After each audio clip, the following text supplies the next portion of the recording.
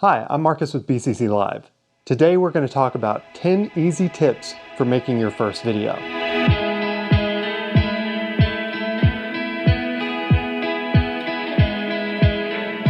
If you prefer to read rather than watch a video, there's actually a link in the description below to a blog post covering the same topic. Be sure to like and subscribe if this is the kind of content that you want, and we'll be sure to make more videos. Number 1, the camera doesn't matter. With all the cameras being released these days, it seems like there's a new one every month, and there's just something to be so excited about. I'm shooting on an A7R III right now, but they just announced the A1, and then they announced the A7S III, reverse that. Then they just announced the FX3. I'm a Sony guy, I don't know if you can tell, but there's cameras with 8K and 30 frames per second stills with 60 megapixel cameras. But the thing is, for your first video, none of that matters. Yes, it's nice to have all the bells and whistles, it's fun, it's cool, but that doesn't matter. That is not the most important thing. As a matter of fact, if you've got one of these bad boys in your pocket, you have a camera and you're ready to go. If you only have a GoPro, that's great. It doesn't matter if it only shoots in 720, that's great. Whatever camera you have is good enough to get started. Number 2, 720p or 1080p is more than enough resolution. As I mentioned, some of the cameras coming out these days have 8K resolution. There's a Blackmagic camera with 12K that you can buy. There's Ks all over the place. The thing is, for what you're doing, that doesn't matter. Honestly, 4K is overkill for most things. On YouTube, yeah, technically you can post a 4K video. This video is going to be posted in 4K, but it doesn't actually matter. Most people cannot tell the difference between a 4K video and a 1080p video. And on top of that, the compression from sites like Facebook and YouTube are so much that that extra resolution doesn't help as much as we think it does. Our brain is tricked to think that a bigger number is better, but those numbers start being more important the bigger the screen is. So yes, if you're filming a movie, 4K is superior to 1080p because you're going to screen it in a movie theater.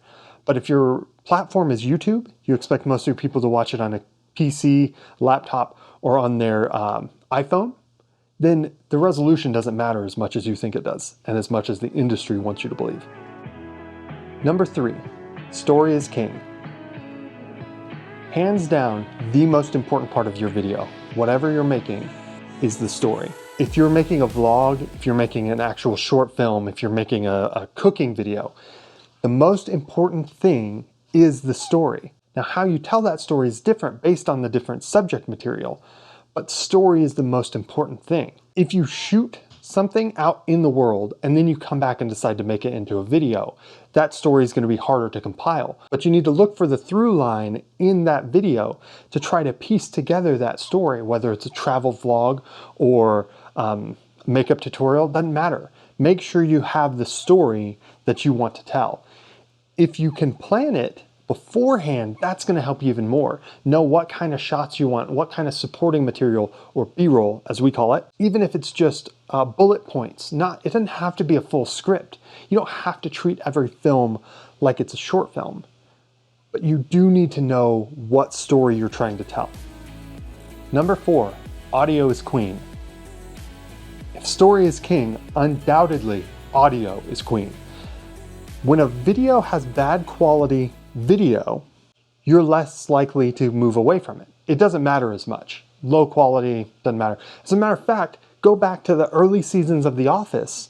Whenever they're driving in the cars, they're actually using GoPros and old school GoPros to film that. And you can tell because the video quality is terrible. But no one noticed, no one cared. That was aired on broadcast television. It didn't matter because the story was there and the audio was there. Audio is the most important technical aspect of your video. Make sure it's as crisp and clean as possible.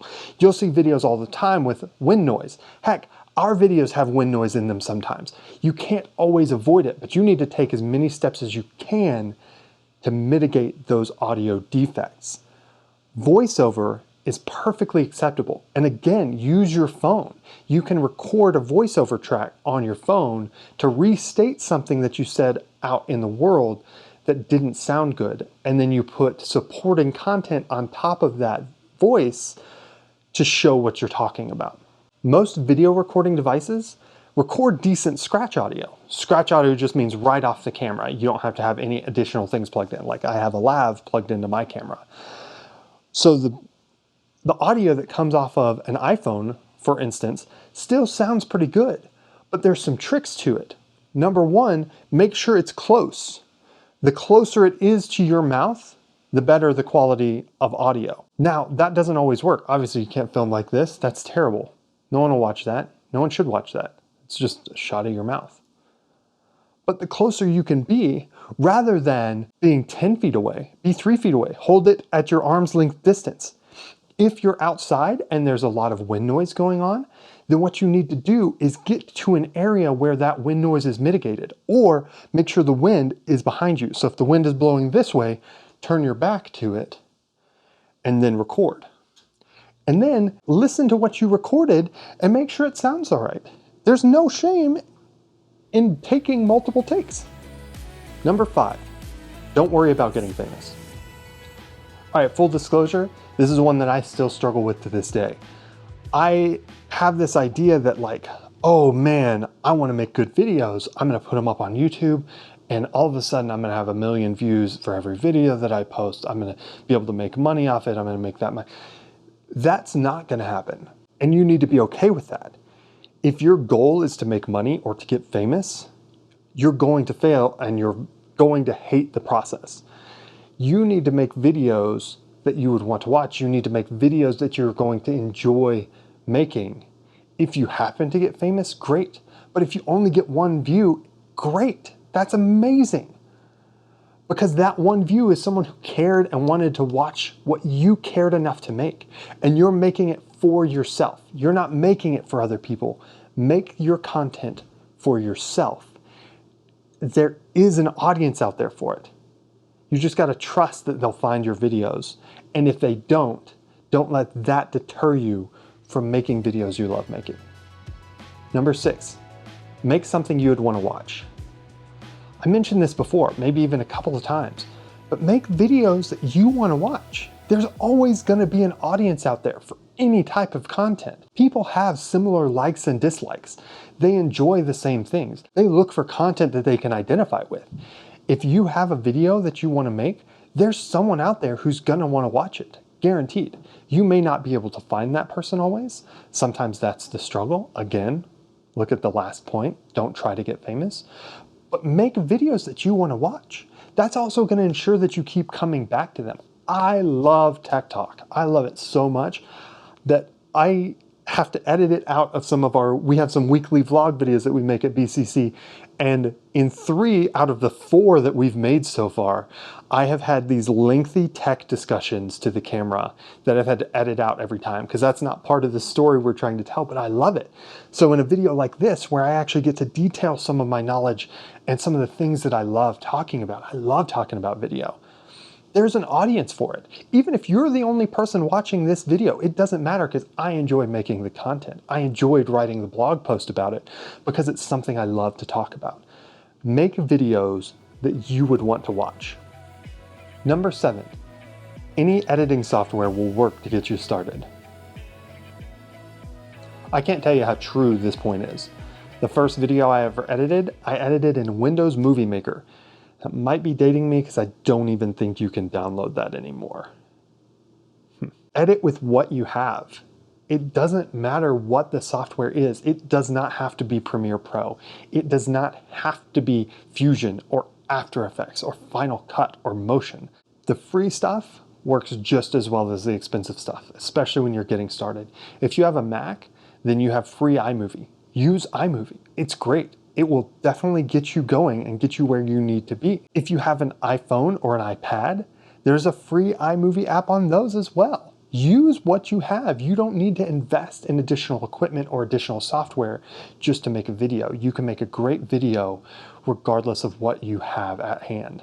All that said, if you want to try to take a bite at a more professional video editing software without spending money, Blackmagic has a software called DaVinci Resolve that they have a free version of that you can download. There's a link in the description below. It is intense. It will literally let you see what a one of the pro video editing softwares looks like. DaVinci Resolve is a pro editing software. You can buy a full copy of it for $300, but they allow you to have a free version that you can try out. So if you're interested in trying one of the more pro ones, that's a free way to get started. But if it intimidates you, go back to one of the easier softwares. There's nothing wrong with that. Number 8, shoot it multiple times.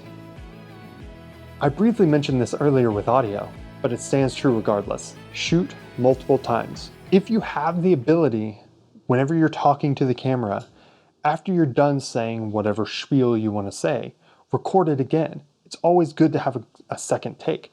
If you stumble over your words, do it again. It's good to have a clean take. If you're shooting a B-roll shot of the river, shoot it twice, shoot it 3 times, get a different angle, get multiple different angles. Shoot it so that in editing you have more to pick from. There is such a thing as overshooting, but it's better to overshoot than undershoot, because if you undershoot, you can't cover with anything. If you overshoot, it just takes a little bit longer to sort through everything. And as you get down the road in video making, you'll learn to edit while you shoot. Your brain will tell you, ooh, I want that shot. Ooh, I want that shot. I want that shot. You'll already have started the edit process while you were shooting, and that'll help you clean up all the extra footage. Number 9, find good royalty-free music. This one is hard, not gonna lie. This is one of the hardest things that we do. Look for good royalty-free music. Royalty-free music is not free. You still have to pay for it most of the time. What it is the artist is not getting royalties off of your video using their music. You pay a one-time fee and you have the license to use that in your video, and they don't demand royalties. If you use a licensed song like AC/DC or any other artist, when you post that video, you'll get a copyright strike. And if that artist or their publishing company doesn't have a deal with your platform, let's say YouTube, if they don't have that deal in place, then your video won't even show up. They won't let you use that music. The great thing about royalty-free music is that YouTube offers the YouTube Audio Library. This lets you download songs that you can use in your videos, even videos not on YouTube that have been licensed from people allowing YouTube creators to utilize their music. Now, some of them do require that you give credit in the description, but you can see on YouTube the license agreement, whether it requires no attribution or what kind of attribution it requires. There's a link to that audio library in the description below. Number 10, have fun. I know I've probably said on multiple points that it's the most important thing, but this one really is the most important thing. Have fun. You have to enjoy it, or your video is not going to be good. If it's tedious, if it's something that you don't want to do, then your video is going to suffer for it. You need to have fun with it. Even if it's for a job that you didn't really want to have, make sure you have fun. The more fun that you have making the video, the more fun it will be for us to watch. So if you can, make videos that you love. Make videos about things that you love. And have fun with it. Enjoy the process. And if this video helped you in any small way to make your first video or make your 100th video, we would love to hear it. In the comments below, post a link to your video. I would love to watch them. That's it for this time. Definitely check out some of our other videos, and we can't wait to see you again.